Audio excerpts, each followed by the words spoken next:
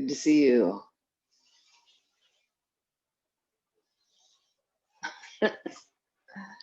Private lesson, maybe. Here we go.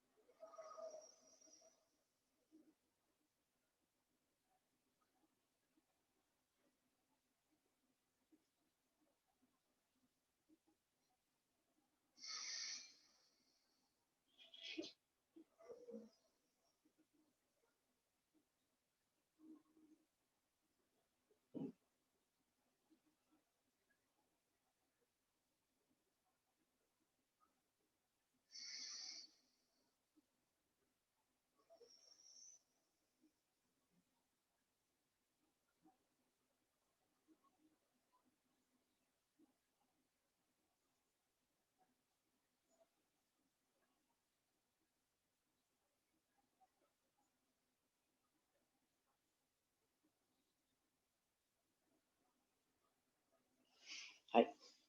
Let's bow in. Show me knee. Right.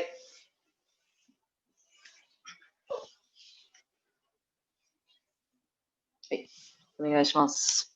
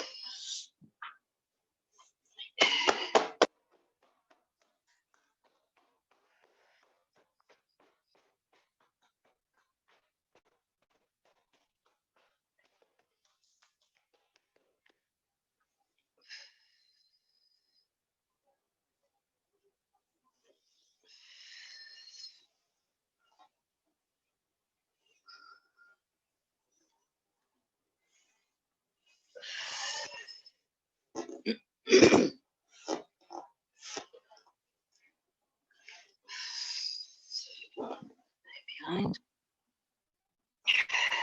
Other side.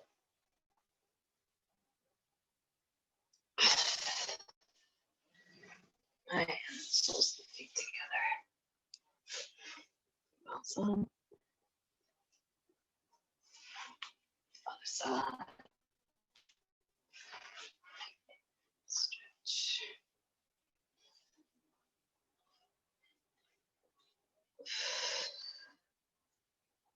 All right, let's give a good twist.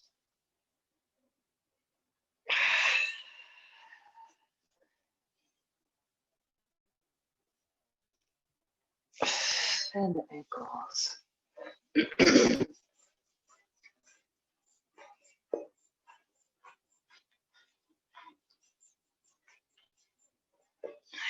Toes. I stretch them out.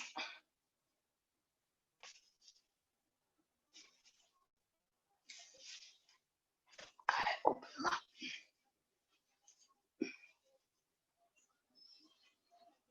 And sweeten up. Sure.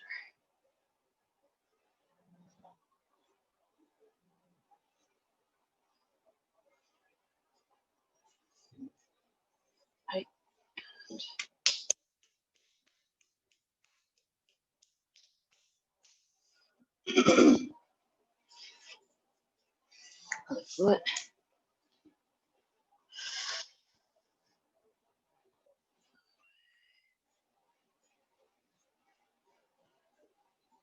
Directions. Toes.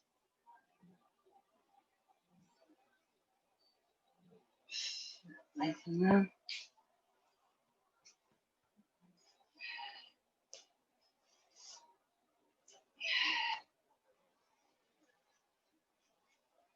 High pressure.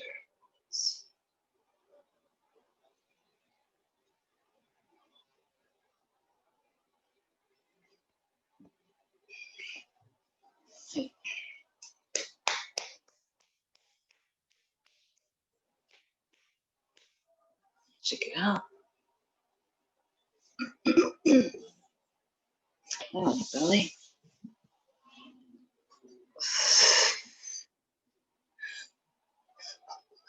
Cobra. Right to the side. And the other side. And alternate. Right, downward dog. Feel free to pedal with the feet.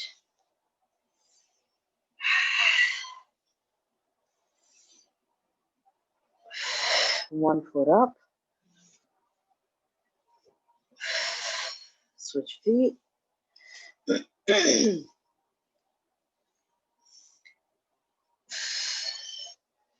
salamander.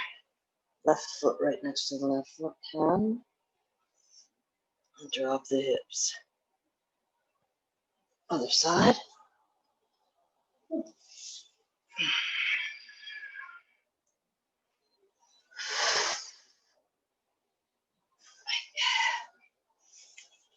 Back to the squatting position.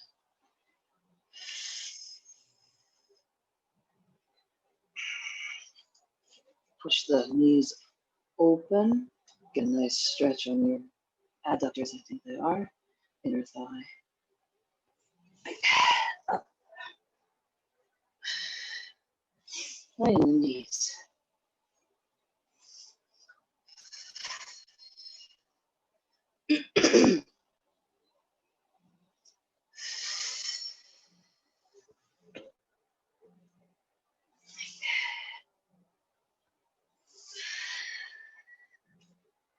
Neck down.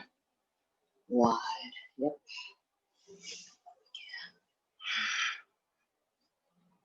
And down again. Wide. Open the chest. Yeah. Right, one foot to the side.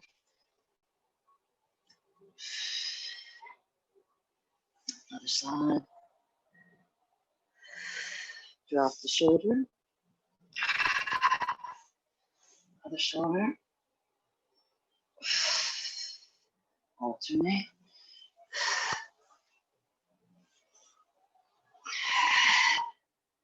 And all the way down.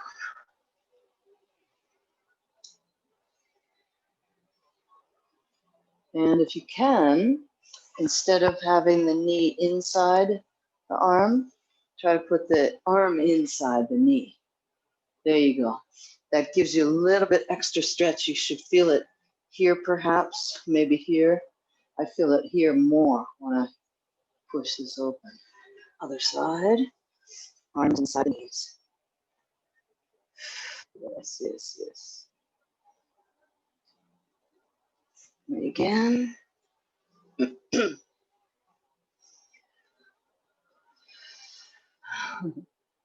it.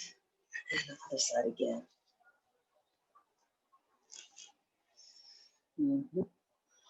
And feet together. I scoop up. Up to the ceiling.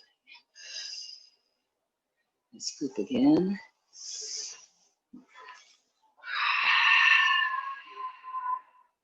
Reach out, scoop it up.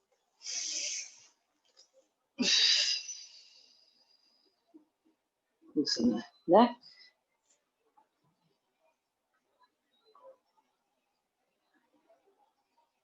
Of the direction.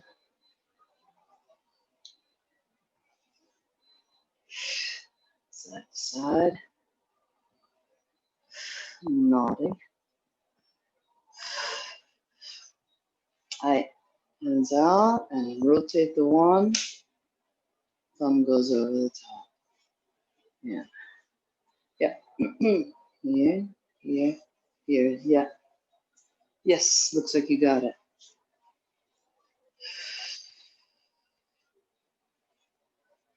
Other side. Yeah. All right. And then similar, slightly different. Yeah. Other hand.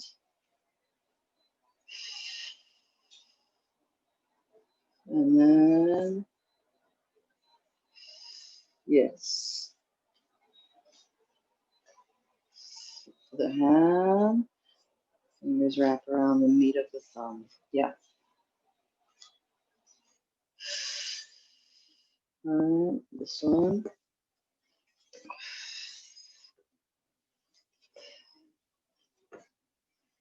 Other hand.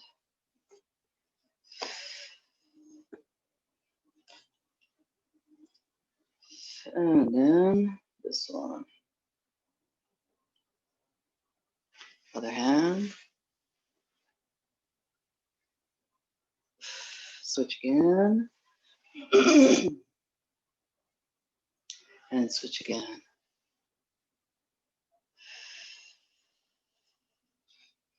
Let's shake them out.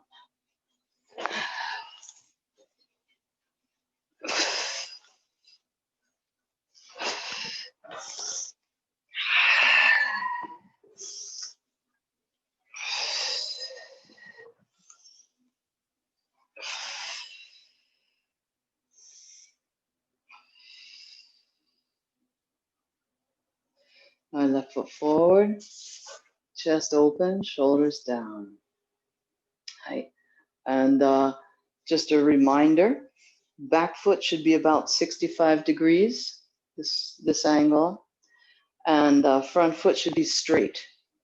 And just make sure that you've got about a couple inches width line running between the feet, and that your feet aren't overlapping that line. So here we go, chest open again. Here we go. A ho, a ho, a ho, a ho, a ho, a ho, a ho, a ho, a ho, a ho, a ho, a ho, a ho, a ho, a ho.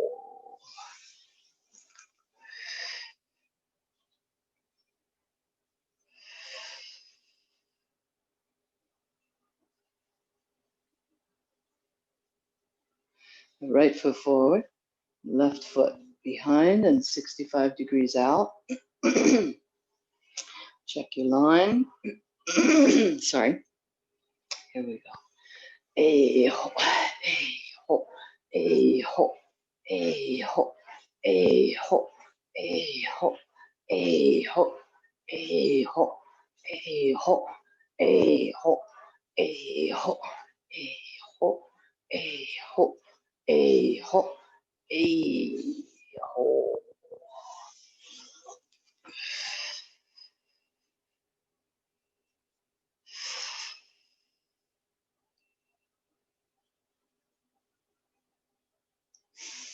Right. Expand.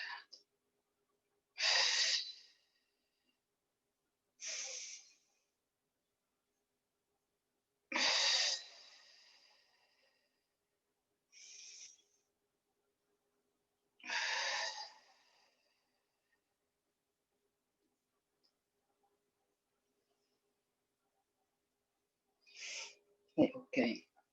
So first of all, this is a good moment for me to explain that I'll come close. I saw a video recently, a video interview of a psychologist, and the question was, you know, is there such a thing as Zoom fatigue, and where does it come from? How can we help? So one of the things that she was saying is that our brain isn't really designed to look at ourselves for a really long time. So when it's appropriate, she suggests, you know, minimizing your own screen. But she was not talking, by the way, of things like this, movement, sport, and things like that.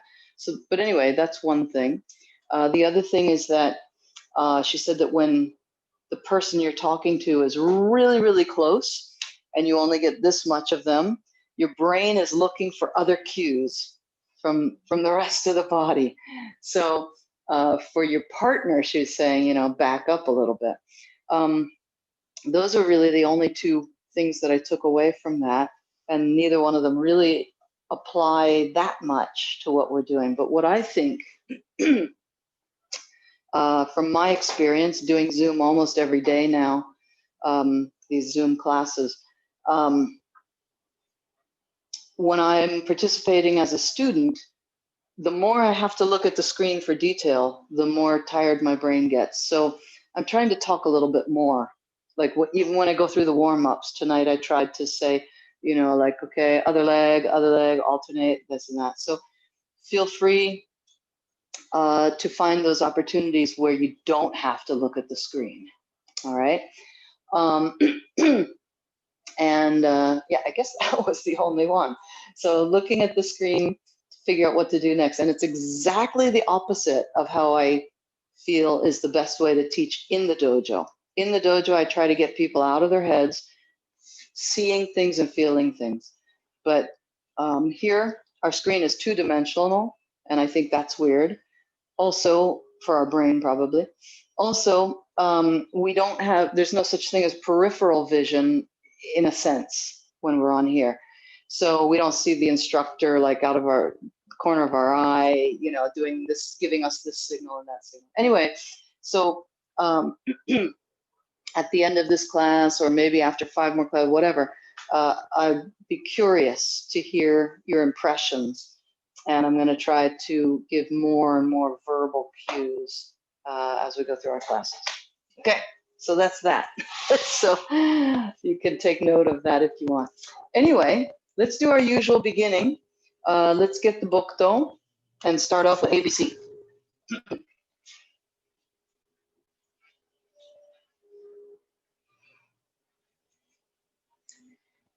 Okay. Actually, let's do one. No.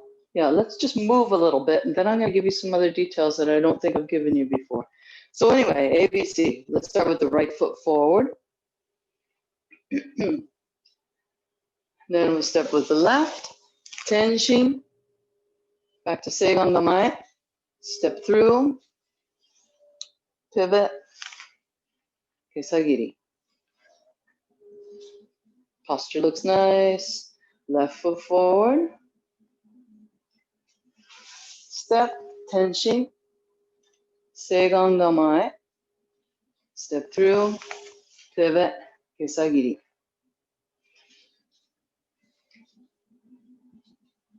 Two more.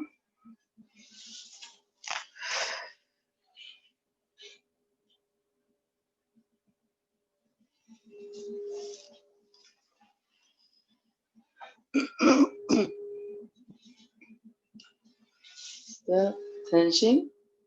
And then before stepping through, we bring it to Seigan. Yes, then step through. Pivot, cut. Okay, let's do a few more. Let me just slow it down to make sure that that was clear. So we do tenshin, and then I wasn't really clarifying it so much before. Like a few weeks ago, I wasn't doing that, but now it becomes apparent that first we come into Seigan. And since we're in Seigan, that back heel, that back foot, instead of being 65 degrees, now it's straight. And in order to be straight, the heel is slightly off the floor. Then we step through. Yes. And then we pivot and cut. Very nice. Okay, then let's do B. Forward, tenkan. Seigan ga mae. Pivot and cut.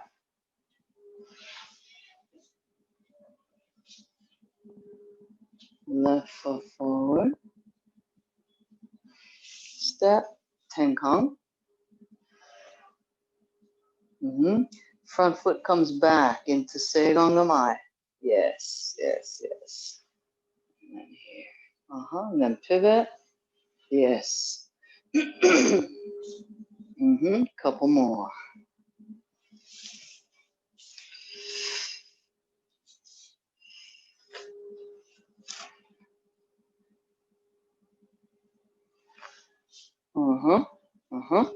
When you drop into seigan ga mae, so you've done this, and then you come into seigan ga mae. Make sure that this is pointing not at their belly button or their chest. So not at their belly button or their chest, but right up to the throat, okay? So just imagine a partner, your own height, and that's where we're pointing it. Okay, left foot forward, step and tenkan, seigan ga mae, pivot and cut.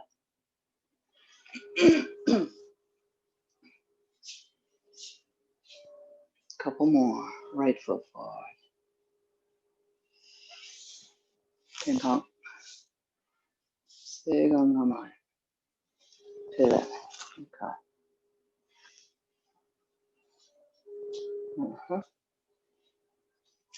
Left foot forward.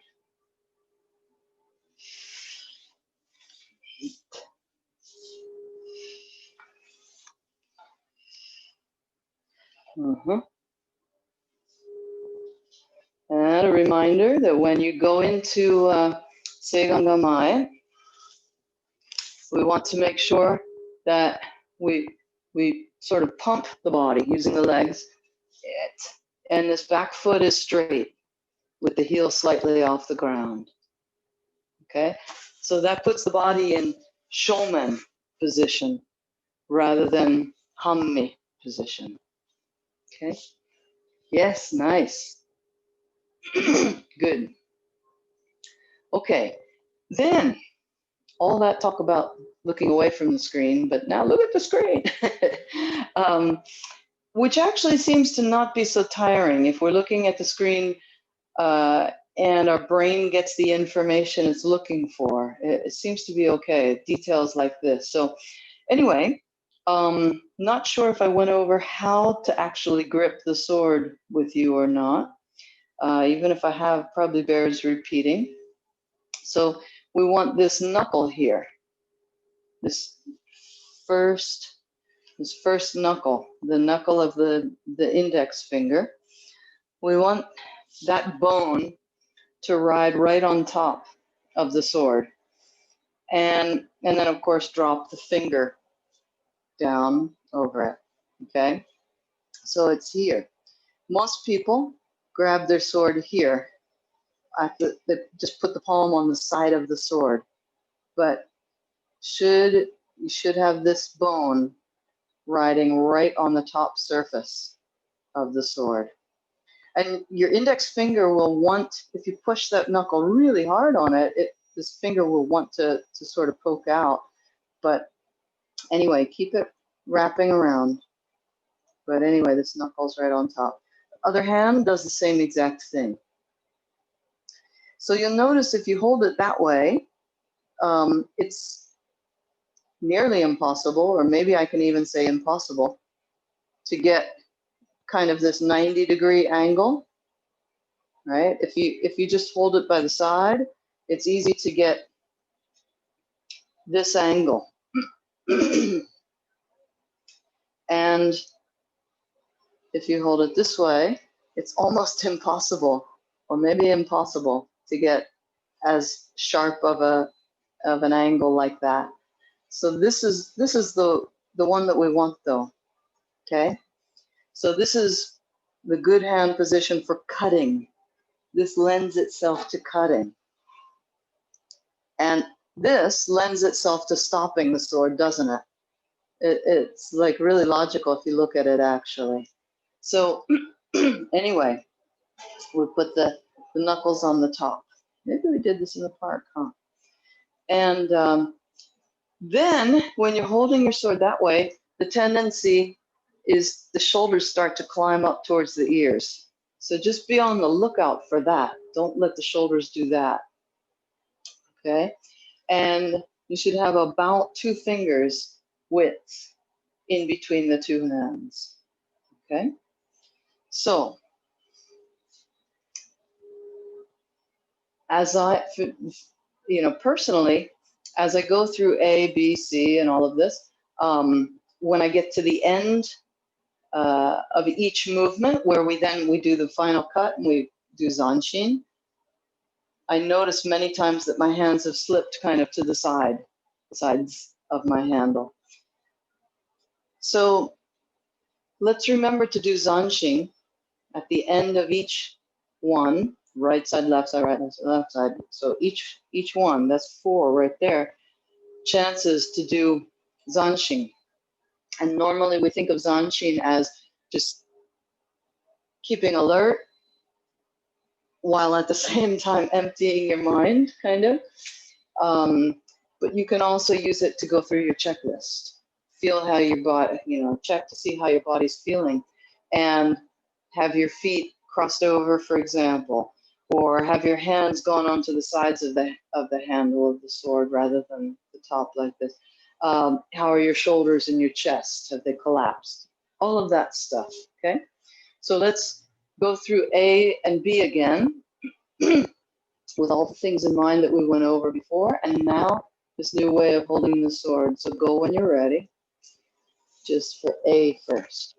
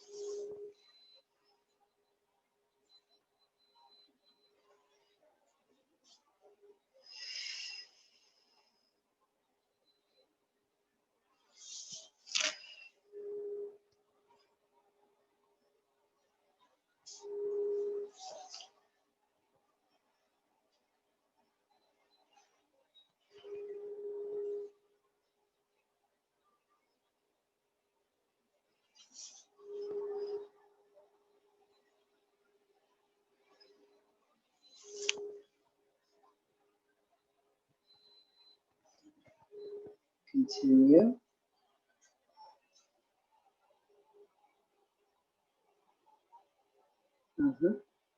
Yes, nice.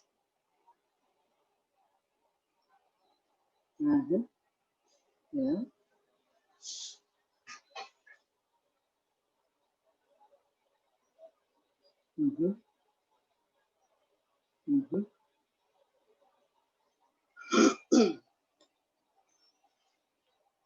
And then remember with Seigan Gamai, before I go into this, I have to say I'm not quite sure because, again, small screen, but what I'm not sure of is if you're actually changing the angle of, or changing your center line. So when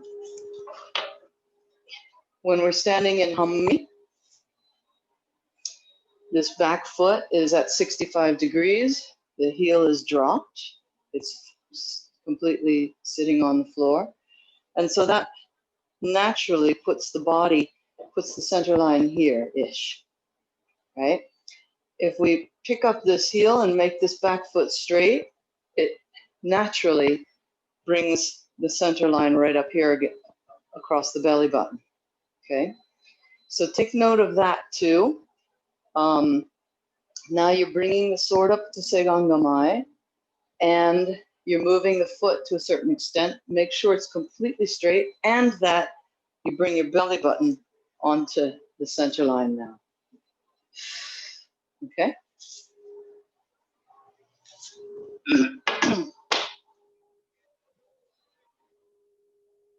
Wow, nice.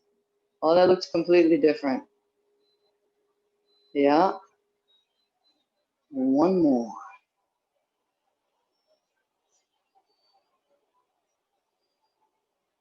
Nice. Wow. Great. Okay. Then checklist. Okay, we've got the hands where they're supposed to be once again. Let's move on to B. Go when you're ready. Same thing for Seigan Gamai. When you bring that foot back, just make sure that your belly button is on the center line.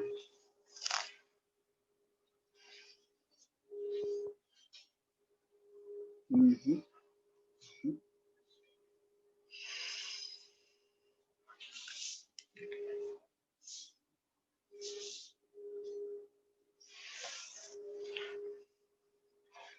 Mm-hmm.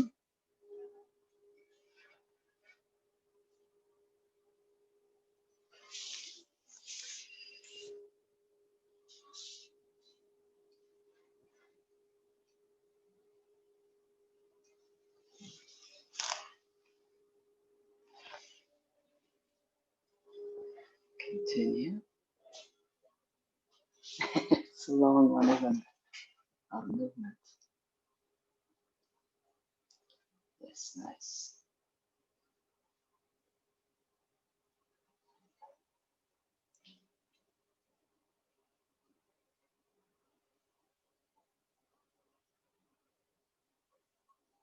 Nice. Uh-huh. Now you bring up an interesting question in my mind. Let's see. I'll do it from this side so that you can see what I'm talking about. So, Tenkang. So what you're doing now is you're coming into Seigang and then taking your step back.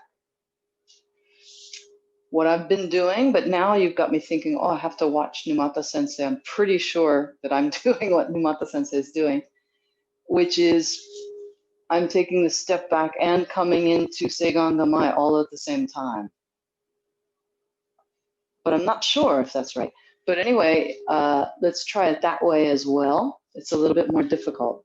So when you're ready, it's Tenkang, and then the step back and Seigan Gamai all at the same time.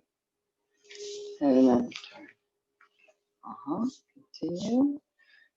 Go through your checklist at the end of each repetition. Yeah, good. Nice. Yes. Good checklist. Mm-hmm.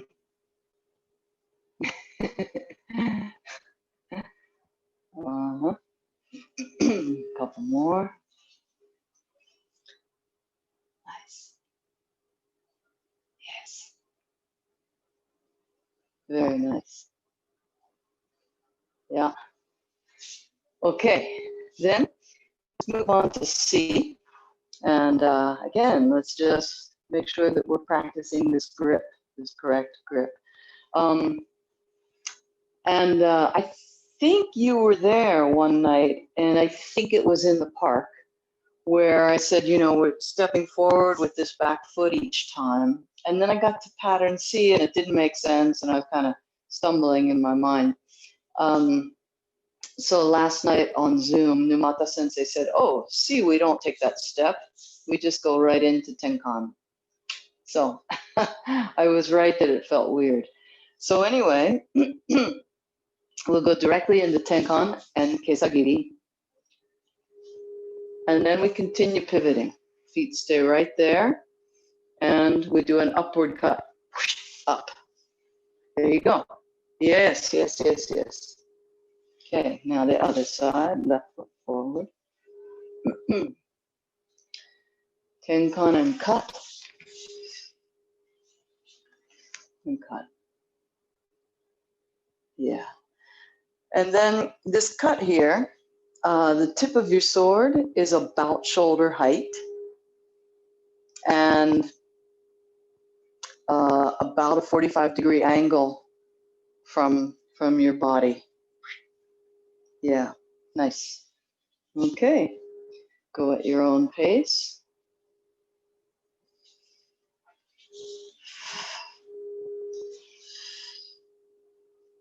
At the end, go through your checklist.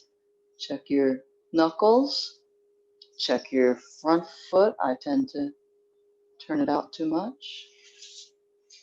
Check the line between the feet. And then, of course, shoulders down and chest big. It's kind of a given.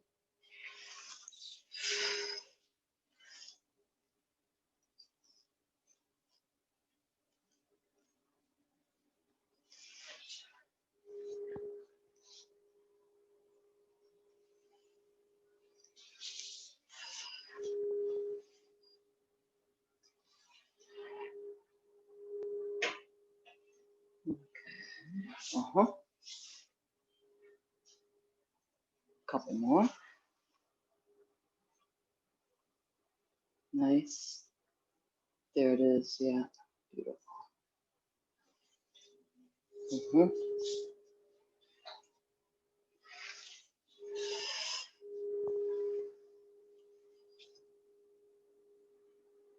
Mm-hmm.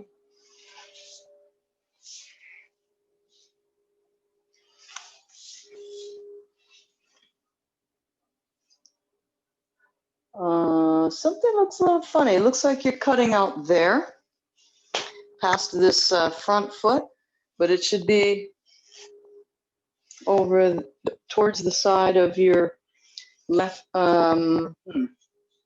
Yeah, that's not. Yeah, there you go. Yep, exactly. Pretty sure that's. You can check. Here, here. Looked to me like you were going out there. Okay, so right to here. There you go. There you go. Yeah, nice.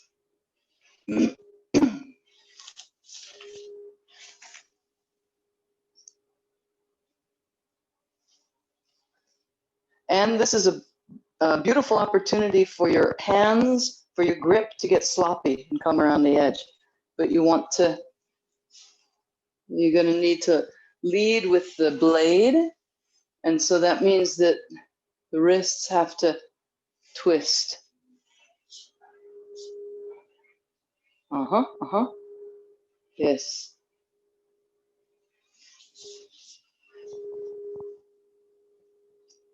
Nice.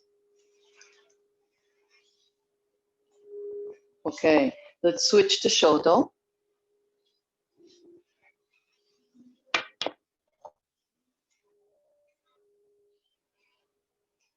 And we'll start with it in the right hand.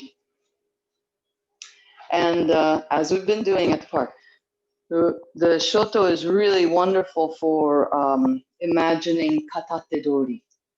So we'll imagine somebody coming to grab our right wrist with their left hand. Okay, so we'll go back to A, and then we'll run through B, and then C. So, and we'll do shihonage for A and B. So, katate dori, tenshin, and then through, switch the hand. Uh-huh, uh-huh. Left hand and left foot forward. Cut, seigon no mae, straight through, switch the hand, cut. Uh-huh. Two more, then we'll go to B.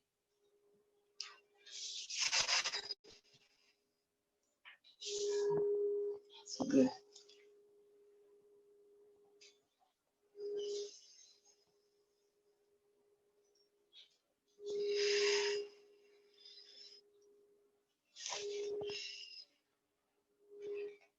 Uh-huh.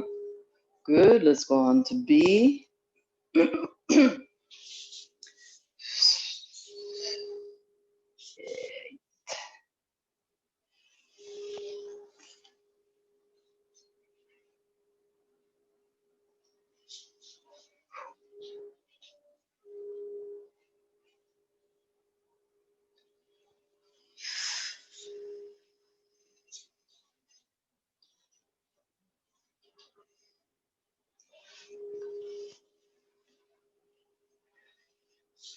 Something was weird that I did there.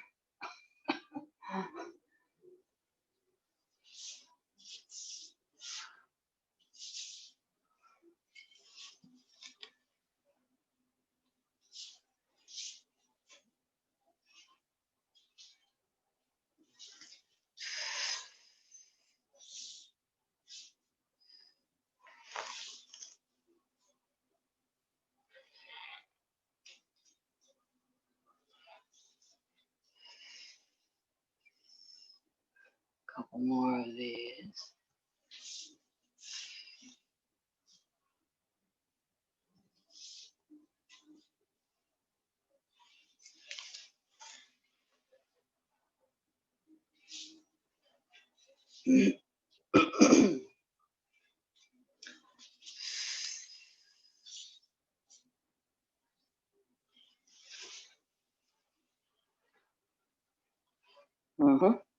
Remember, when the hands go down, let the body stretch up. No need to cut like that. Just right.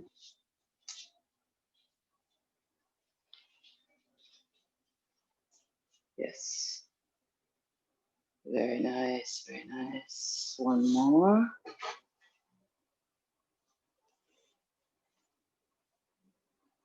Nice. Yes. Yes, yes, yes. Okay. Okay. Then let's do, yeah. So C style. And yeah, we'll do Shihonoge again. Imagine somebody grabbing this wrist, my right wrist with their left hand. And we start with Tenkan. But if they're grabbing, then we wouldn't really have a cutting motion at the beginning. But anyway, we'll focus mostly on the footwork. So we do Tenkan, and then we keep turning, just like what we did, just the hands are slightly different. We switch the hand, yes, which symbolizes grabbing the wrist. Okay, left foot forward, and as we did earlier with the Bokuto, we're not stepping forward with that back foot. We're just going straight into Tenkan, but we're not doing a cut to get there. You grab, Tenkan, and then instead of cutting up there, we're just turning, switch the hands, grab their wrist, and cut. Yes. Make sure you don't force that sword down at the end. Just let it fall. Like a whip. Yes. Good. And the other side again.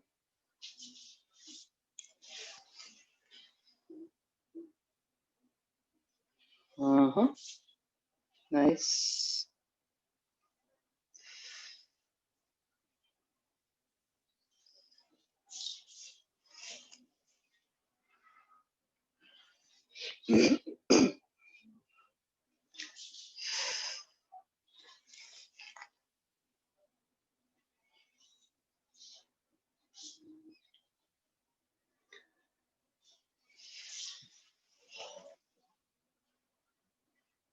Zanshin at the end. Go through your checklist.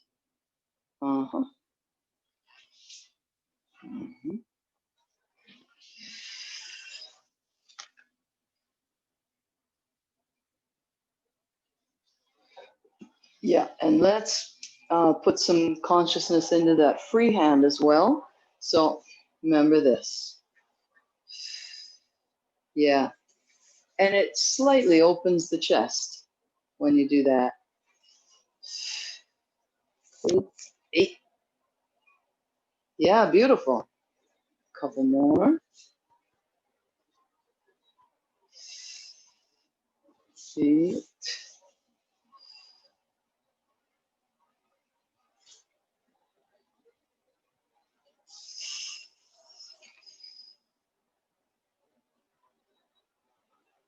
Nice. Yes. Yes. Couple more. Watch closer. Yes. Very nice. Okay. Then let's envision irimi nage. So we talked about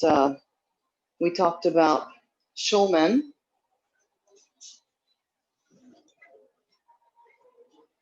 So again, we want to have our feet on either side of this line, okay, not overlapping it anywhere. And I think you were in the park the night that we practiced turning, and yeah. So anyway, keep that in mind as well. Ouch! it's like a pressure point massage with this hardwood floor and the jaw. Anyway, so when we're standing in hammi, back foot is approximately 65-degree angle off of that line, this line that would be there. Front foot is straight, as we've discussed in the park. And if we just leave our body natural, that brings this our body's center line slightly to the side of the navel. Okay? And then, as I mentioned earlier, if we take that back foot and make it absolutely straight, first of all, it's customary, and most people physically need to take their heel off the floor slightly. And if we do that, then the belly button is now once again on the center line. Okay? Drop the heel, it naturally turns the body. Pick up the heel and move the foot straight, and that brings our belly button into the center. So you can try that a little bit. And as you do it, watch out for a couple of things. So when you drop the back heel and your body rotates, it's easy for the knee to fall in, to collapse to the inside. So don't let that happen. Keep the knee vertical, keep the lower leg vertical.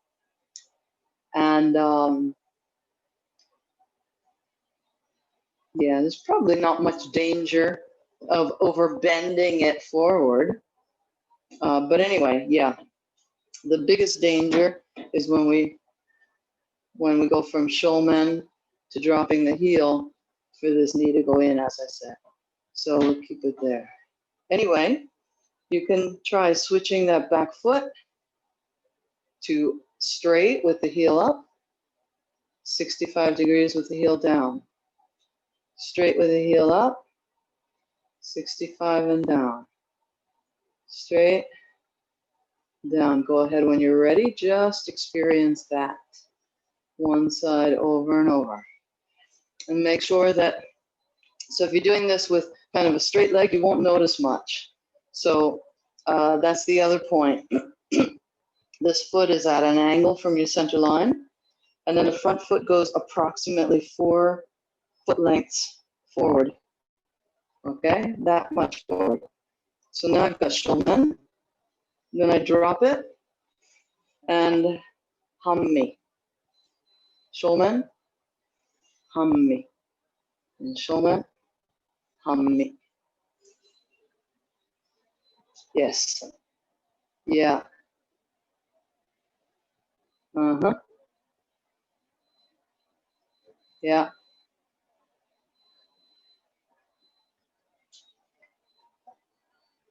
Yeah. Then be careful that you're going like maybe 3 degrees or 5 degrees. It's minor, but I can see it. It's kind of strong for me to see. So be careful that you don't let your body turn too much on when this drops. You still want your intention to go absolutely forward. Somebody's attacking you, okay? Your partner is coming towards you. So when we drop into hammi, we're still engaged with this power, this energy in front of us.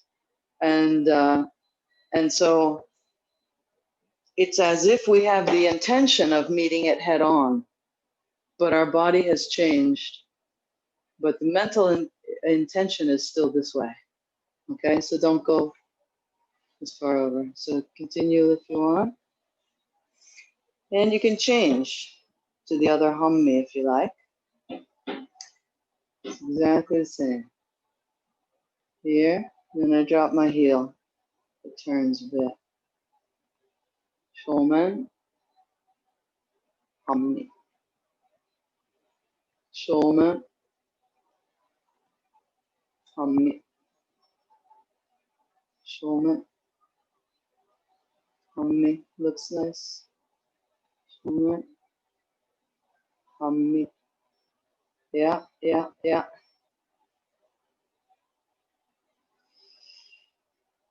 Uh-huh. Yeah.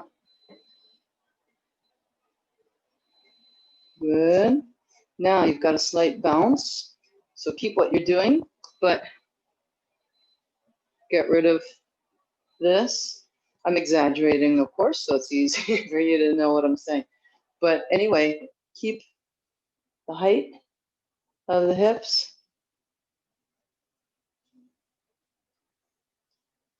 So that if you had a very low ceiling and it was just a millimeter above your head, you still wouldn't touch your head to the ceiling, even doing these movements. Looks good, looks good, looks good.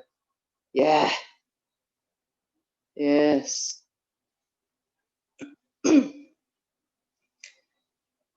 Okay. So then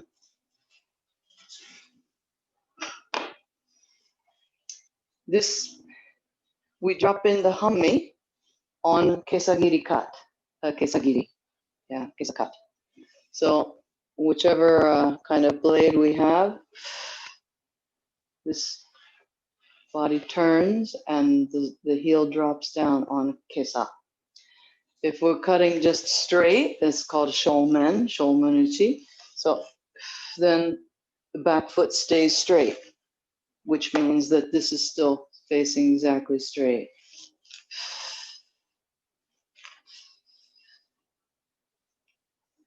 Kesa drops. But still our intention is there, not there. It's such a small difference, but it changes your body completely. And then this is very easy, once again, to have happen. All right, let me just check the time here. Yeah, okay. Oh wow, yeah. Okay. So let's go back to A and B with that in mind. And let's think about those cuts. So I'll demonstrate first. So left forward and tenshin. You can stop here and there along the way. So right now I should be in hummy. So my center line is right here, not here. Here. Then I come into seigan gamai, and now I am in shomen. Bend the knees, bend the front knee even more. There you go. Yeah. Now we step through. We switch the hand, and as we cut, this back heel drops, but the lower leg of the front leg stays vertical, absolutely vertical. So anyway, this puts us in hummy. Lot to think about, but let's try the other side. In fact, doing this is kind of easier with the bokuto in a way, but I think it's good with shoto also. So forward for A, hummy. Seigan gamai. Forward and through, zengo giri, and hummy.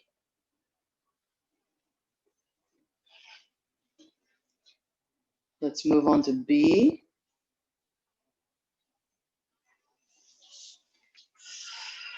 Hummy.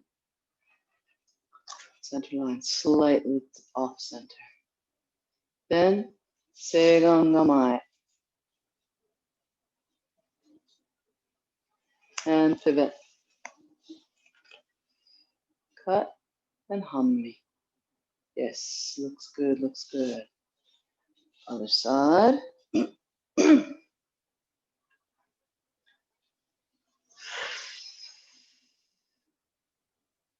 Seigondamai. Pivot. Hammi.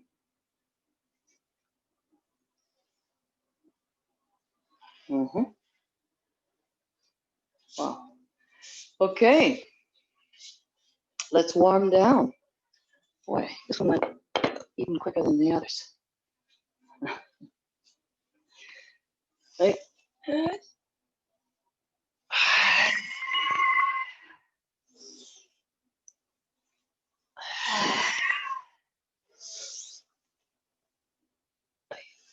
Cool.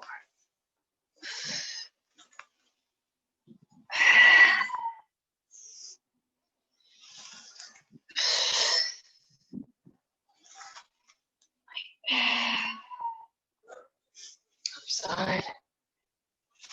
Again.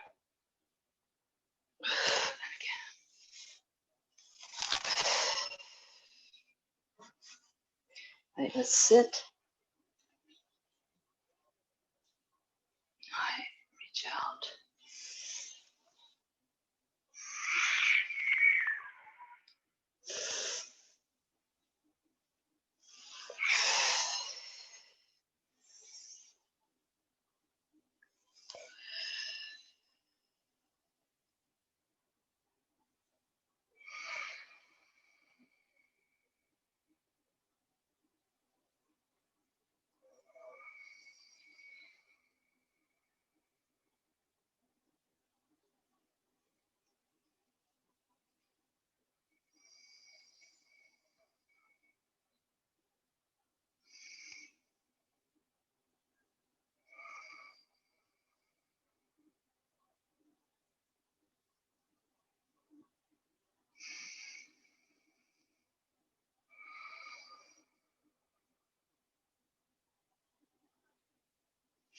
Right. Let's bow out. Shomani. Right.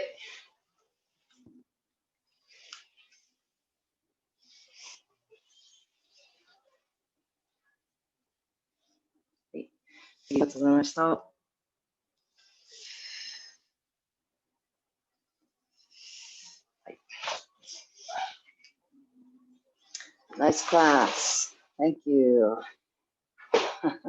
Thank you. Sure. So I'm not sure if if the meat of the class was that much different actually, as far as like verbal cues rather than visual, or more verbal cues than usual. But yeah, warm-ups. I'm trying to make sure that I do that, and then when I turn people loose to work independently. Anyway, do you have any thoughts on that at this point? Well, I thought it was very helpful, especially during the warm-ups when we were on the ground, because my computer's pretty far back. It's up on my bed, so especially during that part, it's very helpful to hear what we got to do, because sometimes my vision is clear. But yeah, it's definitely helpful. Yeah. Yeah. Great, good. Okay, yeah, it made sense to me, and I thought, oh, I should probably be doing that for my students. So yeah. I made I worked really hard the first 25 years teaching to not talk too much, and even the warm-ups. But again, when that person is right there in the room with you, somehow, like even if your head is down, you're doing like a plank or something, you can kind of see. And you got this guy over here and that guy over there, you got people all around you, but it occurred to me the other day, like, oh yeah. Oh, good. Yeah, it's cool. Definitely something. Okay. Yeah, absolutely. Great. And then when we did like really zoom in on the screen, like details like how to hold the hands and everything with the handle, that doesn't seem tiring or frustrating or anything since it's so clear and okay.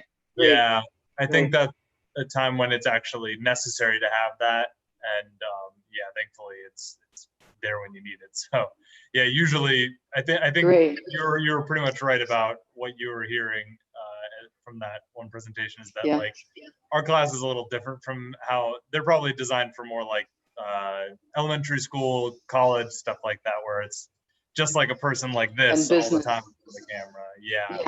Yeah, so it's a little different in there. And I've been in those Zoom meetings, and those are very fatiguing for those exact reasons I've noticed. Yeah. But this one's a little bit better. Yeah. Good. Yeah, and you know what I noticed was that there were some classes. Well, another big thing, I got to talk to some of the parents about this, and actually I've never gotten a grant, but I'm thinking maybe a grant proposal or something. I would love to get better Wi-Fi and better,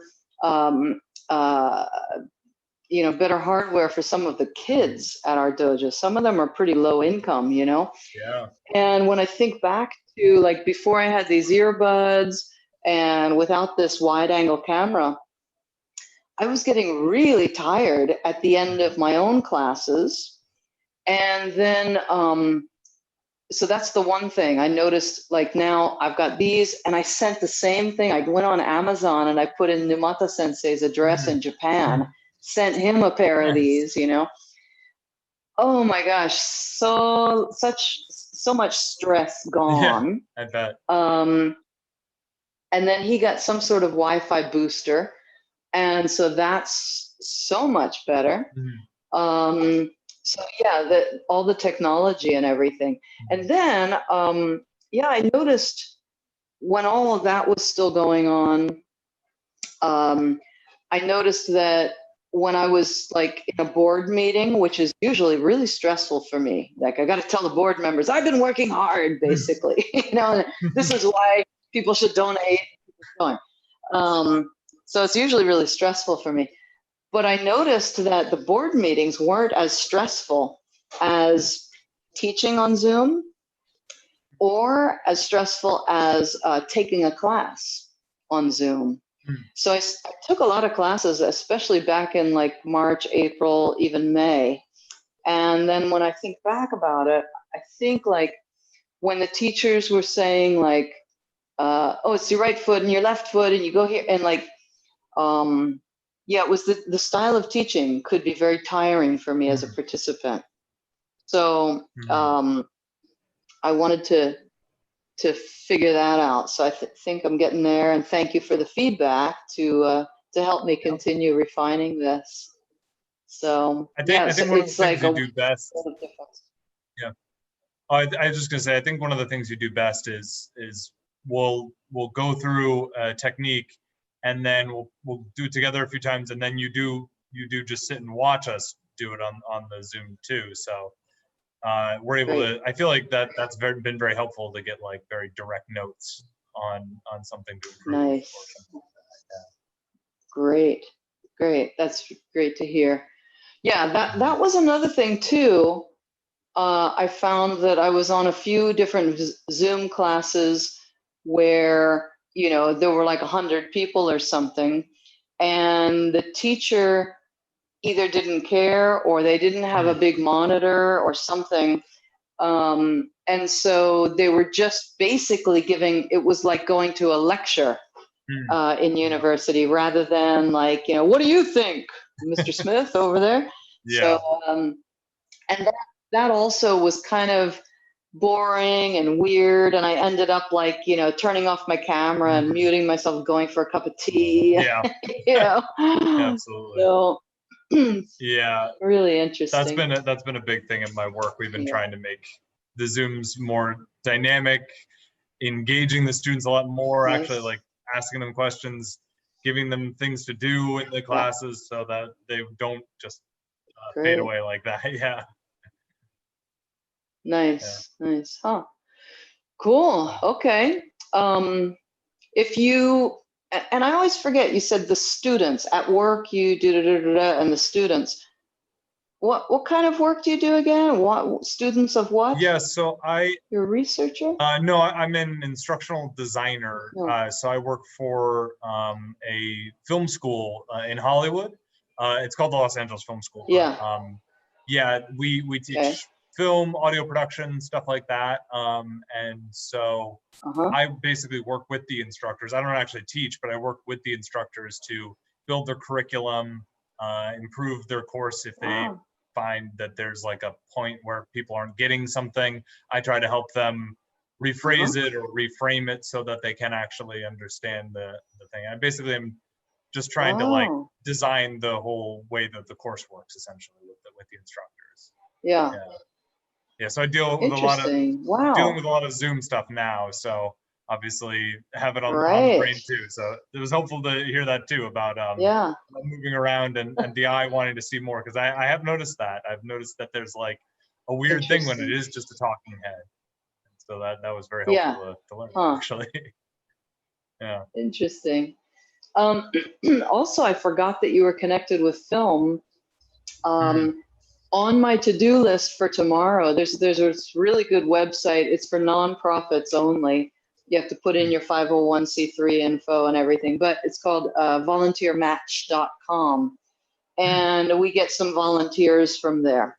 So on my to-do list for tomorrow is to renew the SEO volunteer invitation or whatever.